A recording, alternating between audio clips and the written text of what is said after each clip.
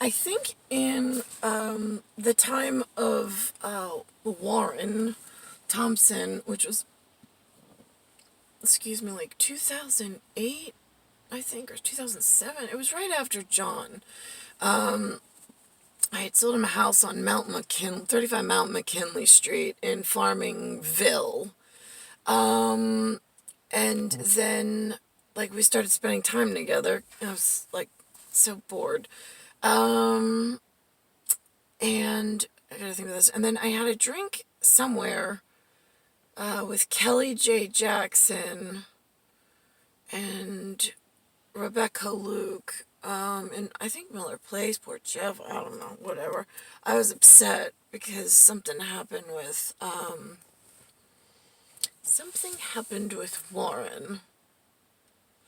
Alright, and then I wound up in a Jeep of some sort. I think with Paul Thompson? I don't know. It was weird. Or maybe Paul was the one who picked me up. I don't know. And then I went to the bar. I was drinking with them, with Rebecca and Kelly, and then something else happened, and I don't remember how I got home. And then let's think about this. Again, like, I don't think I was drinking too much, or maybe I was, and Kelly had a call for, like, me to get a ride home because I couldn't drive.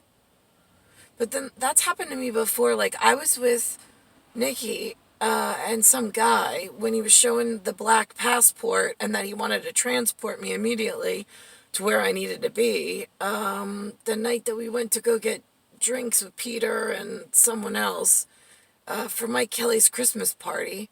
But something happened and somebody wasn't letting him because I said, I want to go. I said, I'll call for my son. I said, I want to go now. I do not want to go home to Jason Romer. Like, he's here. Like, my husband's here. Like, I want to leave immediately. Like, wherever he wants to take me, I don't care. I want to go. But they wouldn't let that happen. And I only had water. And then later on, I got outside. And then it was like I was dizzy. Almost like I had drank too much. And then we went to Mike Kelly's house in Dix Hills, but Nikki wasn't there. He had to leave for some reason.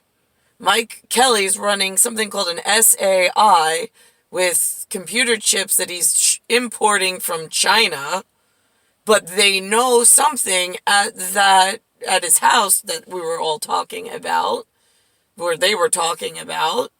They knew that there was time shifts and that I was having problems, but nobody could figure out why Nikki wasn't allowed to take me off of New York State or come and live with me somewhere in New York State, whatever, till other things were figured out. I mean, the whole thing is, like, really confusing from my standpoint, because I've just been hurt by, like, I mean, on the one hand, it's like, well, if the drug companies then fund it, like, which one? The synthetics, the cartels? I mean, it's all the same $1 where we come from. But why is the NSO not allowed? I mean, National Security Officer. Right, okay, well, she's the WNCO. Does that matter? It's world? Right, okay, so if she's world, then that means if she's the all-seeing eye, she should have plenty of money. Right, yeah, that would be great, except nobody ever did anything from when she was little. So, nobody fixed it from when she was little. Nobody allowed her to have the marriage that she came for in order to protect us all. We lied, we stole, we cheated, we fought, we did all this stuff in nobody gives a shit land because she wasn't listening and didn't care about what the fuck we were fighting over before, and sure as shit doesn't care now because over, like, 23,000 years, I'm sure something had to do with how you got to this day and age in 1978 that was really fucking horrible for her parents, which, again, not getting into the nitty-gritty, nobody gives a shit, I just want to be married happily ever after and fix the world, but, right, here we are, 42 years, and still, nothing. No money, no Nikki that I want, and, I mean, he's independently wealthy. So it's not like we're taking from some kind of budget in order to pay him. I mean, like, it's just we need to protect her and him and get them together, and whatever else is nobody gives a shit. And then we fix the world. Why is this so hard for humans? I'm just curious. Why do I keep getting, like, teams pulling me in opposite directions, choking me out because they're afraid I'm some kind of gun-toting gangster black belt that's gonna beat the shit out of someone else who's black belt, and then I come to and my windpipe's all crushed? And then it's like, oh, well, I saw Jason. Yeah, Jason did wake up in the middle of the night choking me by remote control, might I add. Because then he wakes up and he's like, whoa, whoa, whoa. And he's like, oh my God, that wasn't me. Like, I don't know how that happened. Yeah, I know, that happens to me a lot with you humans. I mean, this is not like a safe New York. Humans are not like nice, kind, safe things. They are fucking crazy at all sorts of levels. And my, like, crazy genius, I am not human, sits here looking human going like, okay, well, which one of you jerk-offs? Are you coming at me because I'm the lamb and Muslim, you're gonna be nice, but I'm too mouthy? Or then you hate Muslims, you think that I was the terror on the airlines that Billy Joel sings about, or you think that I'm the one who took down the towers, you gonna come choke me out for that?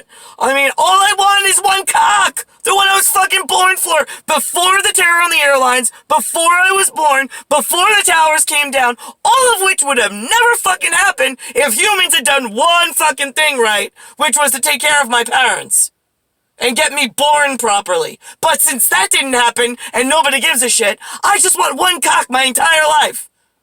Other than that, like, whether you live or die, doesn't fucking matter. But I would appreciate you not fucking coming like Black Ops, choking me the fuck out and, like, whatever, knocking me out and carrying me off. I mean, you could leave me awake. I am good at walking through space and time. Getting from here to, like, Russia in, like, 3 steps. Closed my eyes. I was on a jetpack on, like, someone's backpack. Piggyback ride. Sure. Great. Boom. Done. I was like, oh, great. Okay. Where is this? Right. Okay. I mean, like, there's no questions. I'm just like, great. This is where I want to be forever. I'm 15. He's 21. He's superhuman. I mean, he's Superman. Yeah, both of that works for us. And I want to live here forever. Happily ever after. That's it. I had, like, I don't know, he had some guys. He was 21, I was 15. Great. Those numbers work for us. We're still the same people. That would have been, like, happily ever after at that age.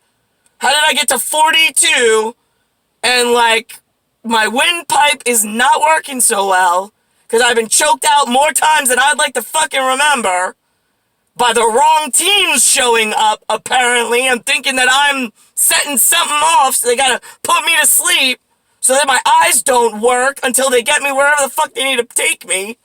I can close my eyes and count to 10 and keep breathing and not have a problem with my windpipe if you just ask nicely. So, yeah, that's, like, my life so far. Yeah, it's been a real fucking shit show, because the other half is I'm all fucking alone.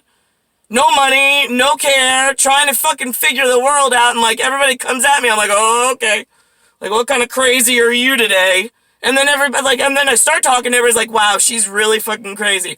Yeah, no, actually, funny thing that's why I don't talk. I don't like people, I don't talk to people, I'm like, yeah, nice weather, right? Nobody gives a shit, right? Yeah, like, humans ever gonna fucking fit, like, when's the end of the world? I'm just curious, because I don't really see a fucking upside for me having to appear here with, like, nothing to do and can't really figure out who the fuck's coming at me at any point.